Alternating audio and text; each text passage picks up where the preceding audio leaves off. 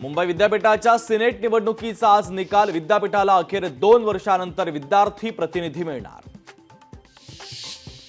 लाडक्या बहिणींना अर्ज दाखल करण्यासाठी पुन्हा मुदतवाढ मिळण्याची शक्यता. आतापर्यंत 2,40,00,000 महिलांच्या अर्जांना मंजुरी. कर्नाटकमध्ये सीबीआयला तपासाआधी राज्य सरकारची परवानगी गरजेची. मुडा घोटाळ्याच्या पार्श्वभूमीवर राज्य सरकारचा महत्त्वाचा निर्णय. मुख्य निवडणूक आयुक्त राजीव कुमार महाराष्ट्राच्या दौऱ्यावर. 2 दिवसांच्या महाराष्ट्र दौऱ्यासाठी राजीव कुमार मुंबईत. विधानसभा निवडणुकीच्या पार्श्वभूमीवर सर्वपक्षीय बैठक.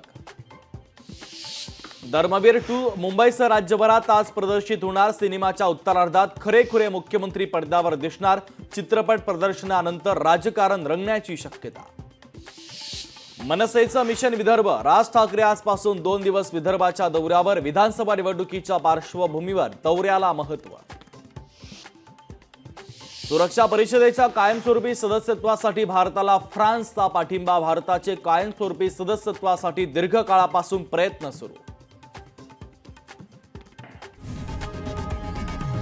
लोकशाही मराठी ऐका, पहा, जागरूक रहा.